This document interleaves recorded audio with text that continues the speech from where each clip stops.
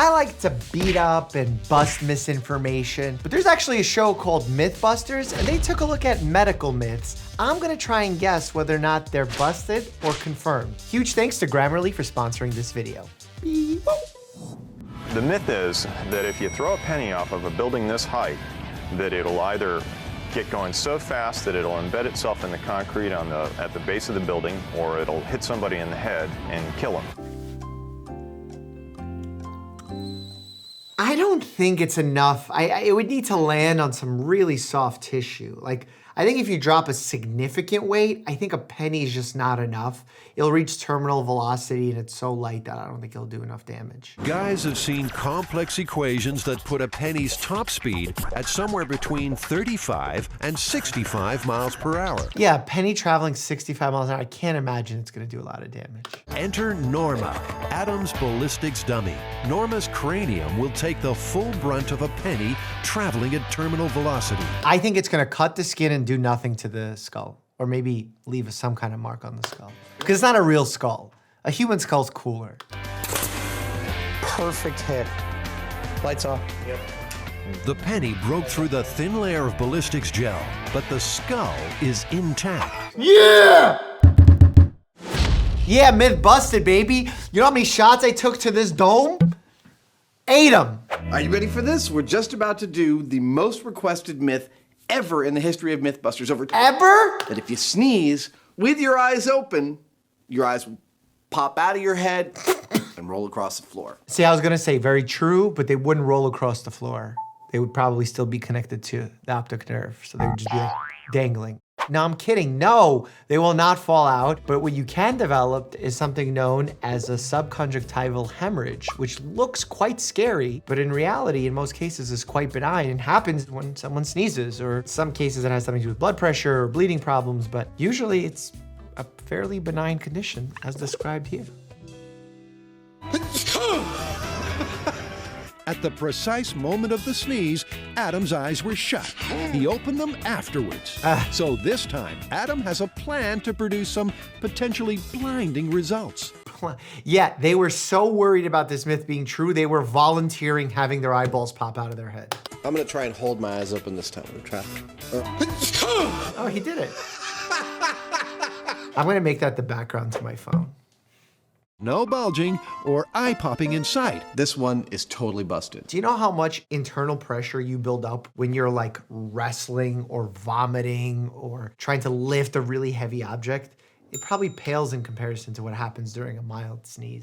Carrie, Grant, and Tori find out if a shock from a defibrillator will burn your bra.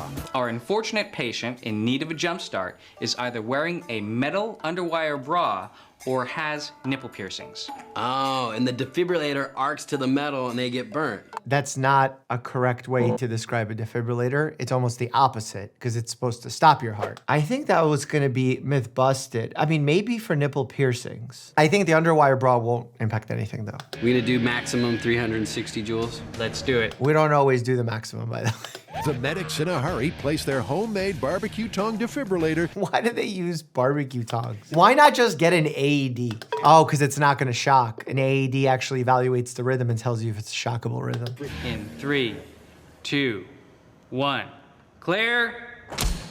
And remember that when you shock a patient through a defibrillator, the goal is to get them out of a bad rhythm that has stopped the heart. So ideally, you're trying to jump stop the heart and then have it naturally restart. Clearly, no underwear went up in flames. So is the burning bra myth busted? Yes. Give it the best chance possible. Do you want to maybe open up the bra a little bit so that the wire's exposed and we can see what's happening? Sure, maybe. Oh yeah, let's cut open the clothing. So it's take two with an unlikely but conceivable set of circumstances. In 3, 2, 1, clear. Ooh, a spark flew. Whoa. I think it's because she was touching the metal with the defibrillator handles. We got a burn! Yep, the sparks fly. Yeah, look, she's touching it. You would put the pads clear on the chest, so it's not true.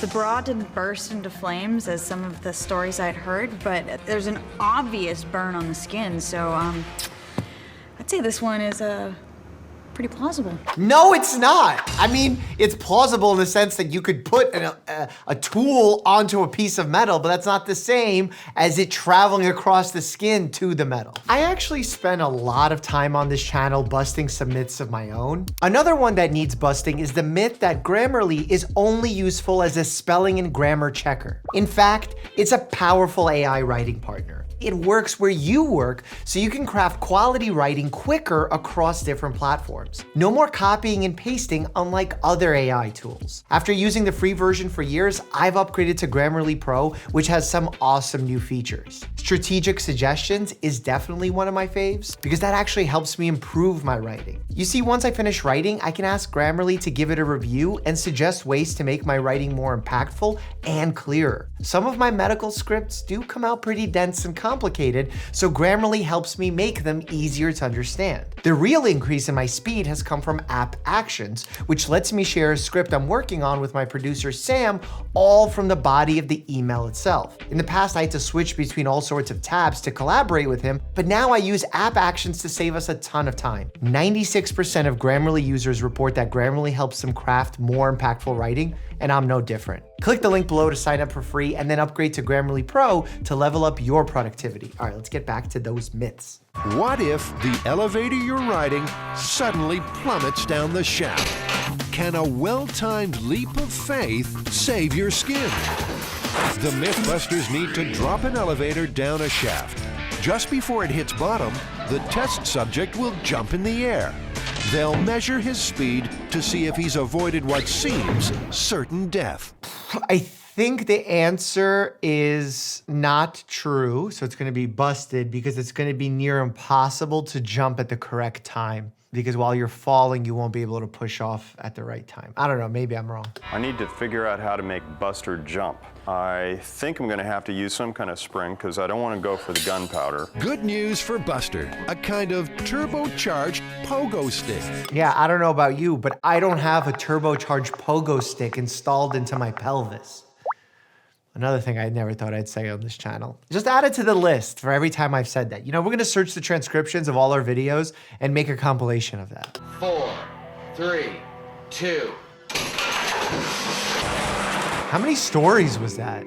The overhead camera shows Buster's pogo stick launched right on cue. But did it save him? His head's gone.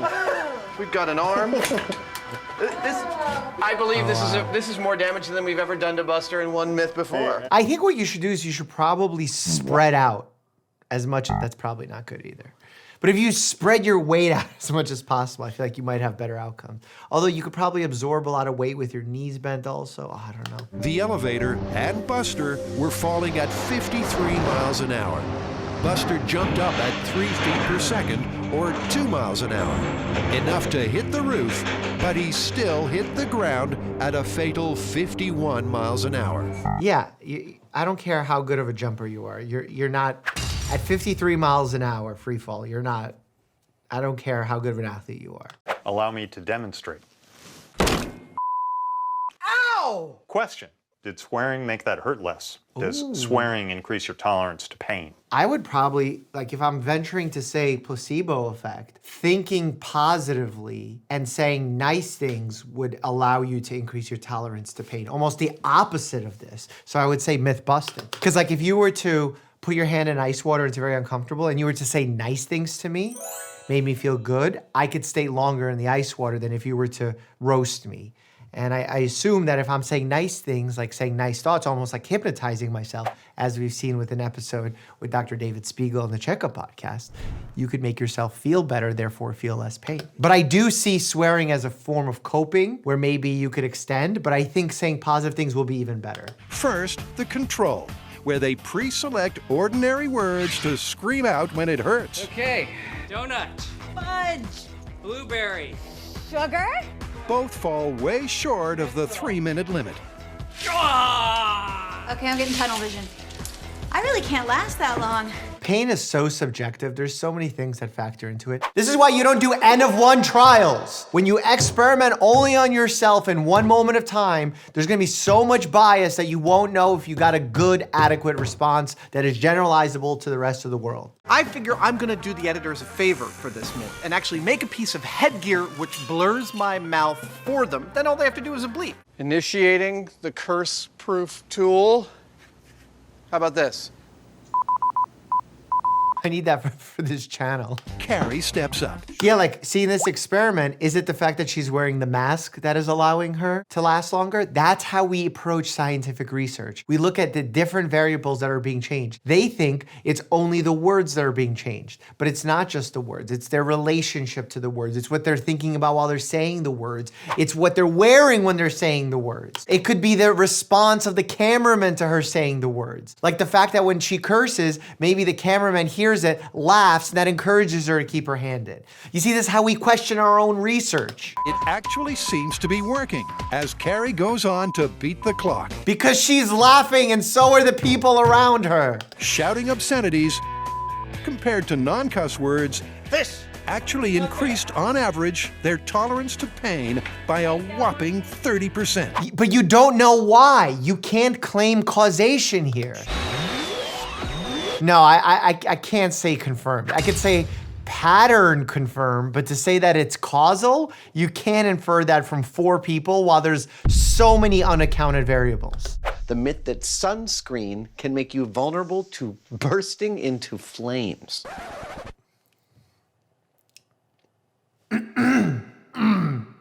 I thought this was a science show. 3, 2, 1. Not flammable. Nope.